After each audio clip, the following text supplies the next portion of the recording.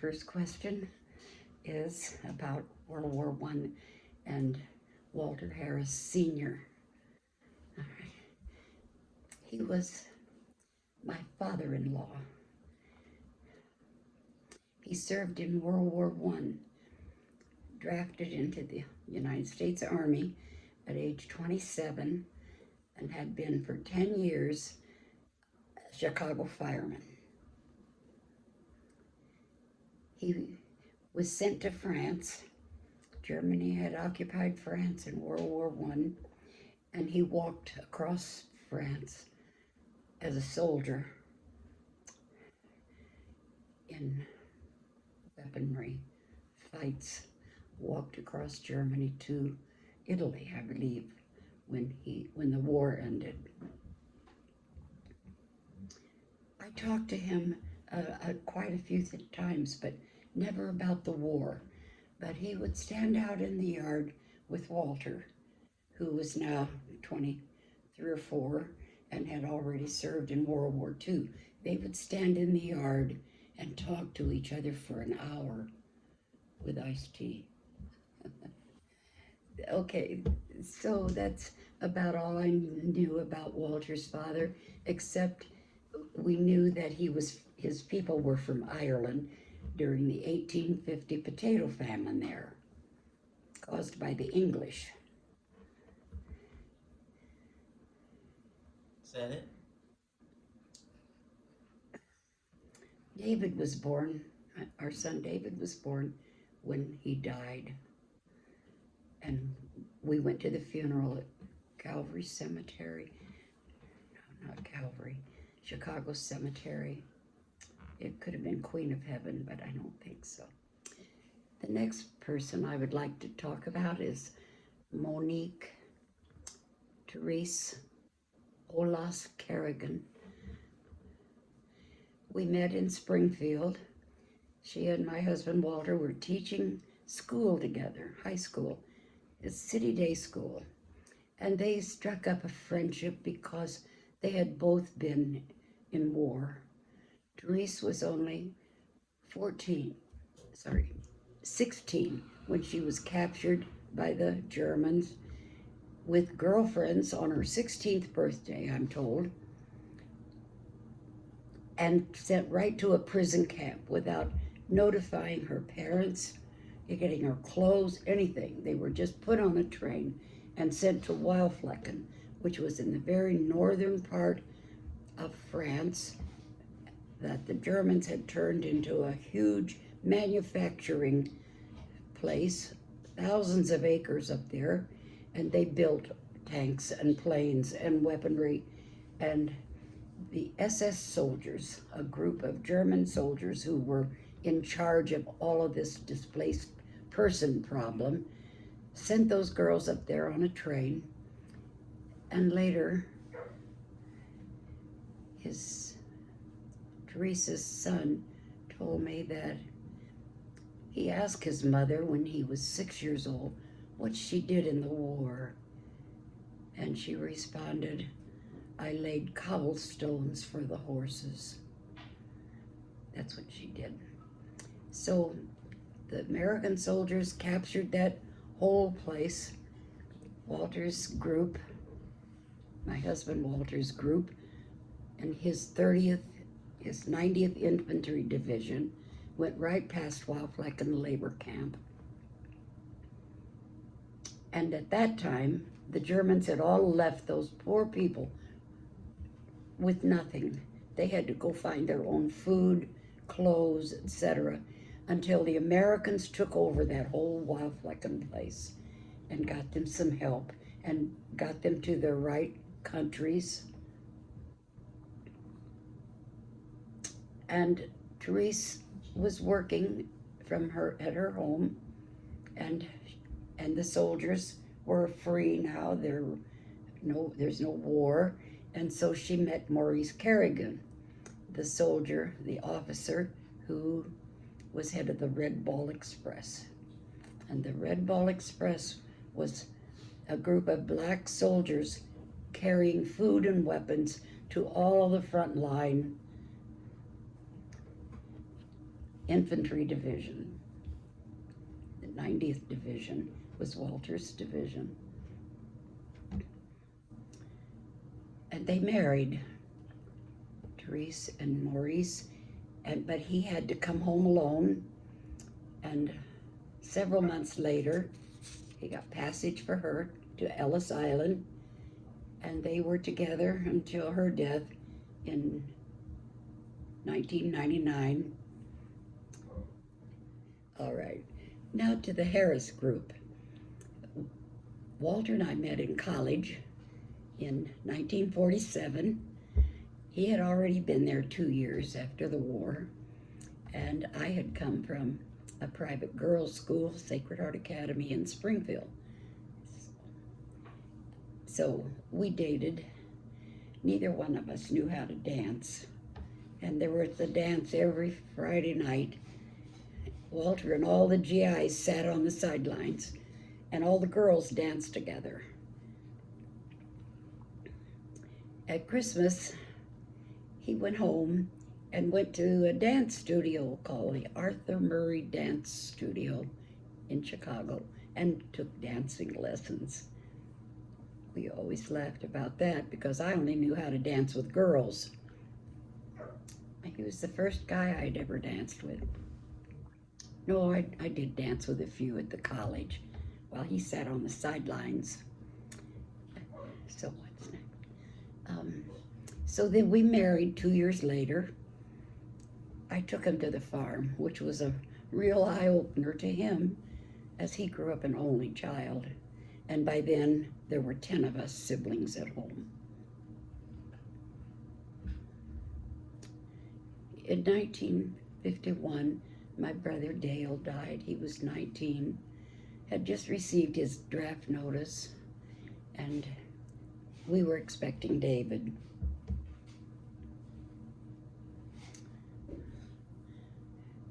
They sent us to Tyndall Air Force Base first. I should say Walter graduated Bradley University, and he was immediately drafted back into the Korean War. But this time he was an officer. They sent him to Georgetown, and then 27 months to the Philippine Islands in psychological warfare. Is this getting too? No, this is on track. So David and I got along okay. We had moved to Montgomery, and I took a job just a couple hours every morning across the street at a urologist's office, where I met a black lady who was his nurse.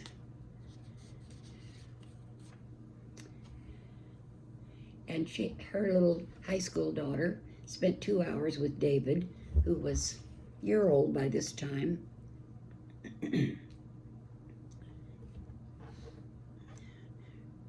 Her name was Artelia Tice, and she was a wonderful friend of mine for years and years until her death. We wrote and sent letters and pictures, and I treasured her friendship. I might add this story. I didn't know much about black people, but this urologist had a gorgeous waiting room, all white carpeting and furniture for white patients, while the black patients had to come in through the alley into a pantry where two rows of stools were placed. So I went in to this urologist office and introduced this black man as Mr. So-and-so. And later, the urologist came out and told me we don't say Mr. or Mrs. to black people. So it really upset me because I knew how to be kind and polite to everyone. But I asked Artelia about this, and she said with a laugh, "Pay no attention." And I didn't. I took the next patient in and I said, "Doctor, your patient is here." I just didn't say any name. But anyway, we remained friends forever. Then the next part, we moved to Normal, Illinois, to the veterans um, housing project. It was near ISU and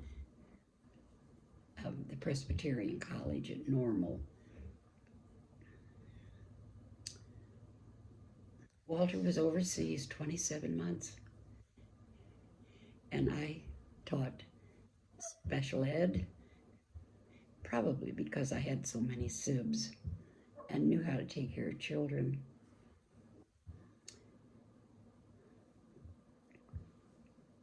But Walter came home not in a uniform anymore. And David whispered to me that night, "Is that man gonna stay all night?" Just never forgot that remark, because we were married 58 years and we stayed together. I met Maurice and Therese Kerrigan on an evening when we were supervising a group of seniors at their end of school dance. We were out on a plantation in south of Springfield, and they had a regular band. They had a pool. It was dark. They had lights everywhere, and Therese and Walter continued their friendship about World War II and the music that was playing then, and they sent in a couple of requests. And after that was over, we continued to be friends with the Kerrigan family. They invited me to Christmas dinner once, a Christmas party once. So this story includes the Kerrigans, but at this point in this video, Cecilia, our youngest daughter, was elected alderman of Ward 5. Just at the time, about 20 old World War II veterans, all in their 80s, were meeting to build a memorial.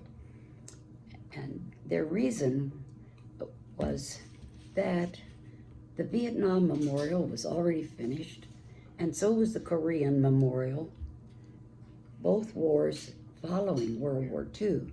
So they each brought in sketches of what they thought the memorial should look like. So Cecilia, back at City Hall, wrote an article about, asking World War II veteran children to come and build a memorial for their fathers or grandfathers. So therefore, these 20 old veterans got together and had been talking for a year, but they had no money, and they had 20 different plans, and Cecilia invited the children, and only John Kerrigan showed up, a young man who was married and had 2 daughters, and a story of his own. His father, remember, was in World War II, and his mother was the World War II prisoner in a German labor camp. So Cecilia wrote this letter. John came, and after that first meeting, well, it wasn't the first meeting, we'd had several meetings. We walked out behind the American Legion, and Walter said to John, "Was your mother Therese Kerrigan?" And with that started the next 20 years of friendship and happy hours and all kinds of stories. And within a couple of years, John was elected president of the World War II Memorial Committee and saw it to its finish. And on the last day of the memorial dedication, my job was to get the bishop to come and bless it, and to invite any veterans around outside Springfield, Chicago, so forth, through mail, through articles that I sent to them, and in the end we got 5,000 World War II veterans that day to attend, and the bishop came too.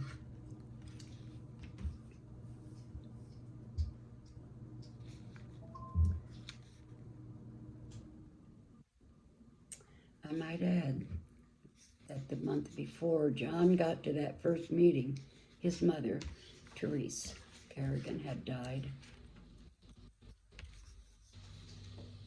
And 10 years later, Walter and I went to the funeral of his father, Maurice.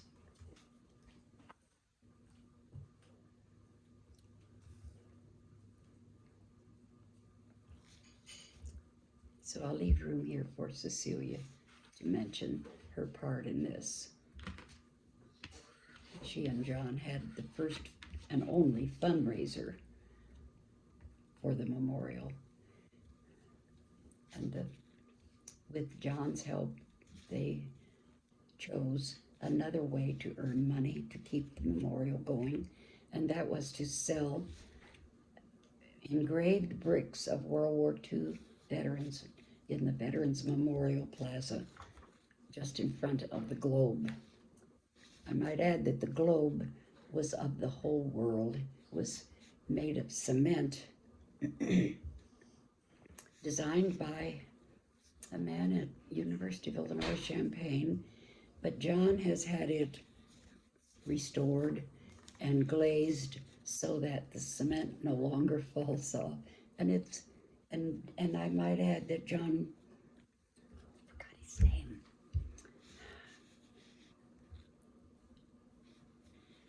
I'll mention that later. We had another member that added all the greenery, the trees, the pathways. And I might add that Walter, my husband, was in charge of the major battles of World War II. And he had one soldier here from the Philippine War and another from the European War. And together they went through all the battles, and they came out with the right number, and they were engraved on the walls surrounding the memorial. This part of my story is about the World War II Illinois Veterans Memorial in Springfield, Illinois. It's at the same cemetery that Abraham Lincoln is buried in. And Cecilia may have to tell me the name of it. Oak Ridge Cemetery on the north side of Springfield. We didn't break ground until about 2002. We had a lot of plans, though. All the old veterans had their own idea of what this memorial should look like. But Cecilia, my daughter, was alderwoman of Ward 5 at the time, and she looked into finding the place to put the memorial and found it in conjunction with the Vietnam Memorial and Korean memorials that were already built. I can't say when ground was broken exactly. It happened quickly. We had the design that we all liked, which was a globe of the world. We thought appropriate because 58 countries in the world were involved in World War II. I might add here that my husband, Walter, veteran of World War II, was given the assignment of identifying all the major battles of the war, both European and Pacific theaters. He had a veteran from each of those areas help him with locating the major battles. And at the close of the memorial, the walls were built leading up to the memorial, and the major battles were printed on these walls. I might add that Cecilia and John Kerrigan also had the first fundraiser. It was located in near Cecilia's office building, I believe. The Hilton. The Hilton. I can hear The it. Hilton. What'd she say? The Hilton. The Hilton, of course. The fundraiser was held at the Hilton, and a couple of the veterans presented all the artifacts of World War II up and down the halls. The shoes they wore, the uniforms, the weapons, all of the things a soldier needs to stay alive on a battleground. It was quite an exhibit. I used to know the men who brought all of those things, but John will know them. So the day of the memorial dedication came in April of 2004. After years of work and decision making and changing plans, we finally got the memorial built of cement, and now it's enclosed in a heavy plastic acrylic for safeguarding, because we had some problems with the cement. But all of the countries that were involved in that war are on that globe. On the day of the memorial dedication, many local and state dignitaries came to overlook this beautiful memorial to the veterans of World War II. I might add that more than 5,000 veterans attended that ceremony, including some of my relatives, cousins, and a brother-in-law, and several people that were in our family.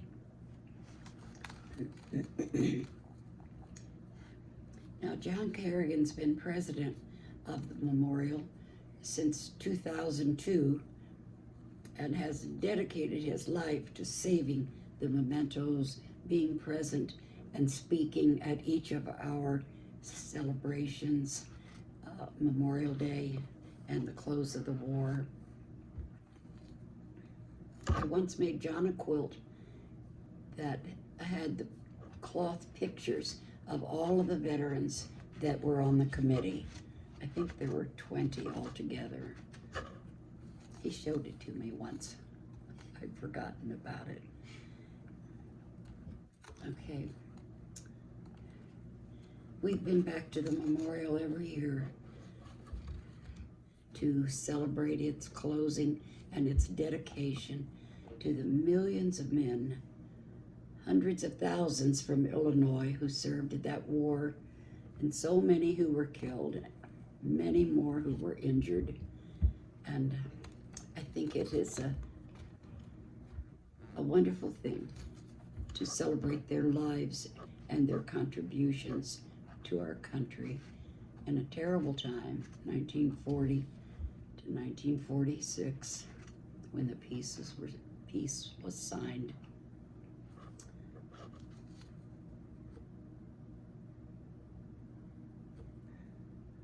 I think I mentioned that we have memorial bricks laying in front of the memorial, and people may honor their own family members who served in the war by purchasing a brick with their soldier's name engraved on them. I think my children all know that their dad's brick number is 1944, when he got to Europe and did his share. I wanted to say a few words about John Kerrigan and my husband Walter Harris, who formed a unique friendship. The last 2 years Walter lived, John would come every Friday night. Walter would be laying on the couch and John would sit on the floor, and they would talk for an hour, 2 hours, and recording in their minds all of the things that happened that brought them together.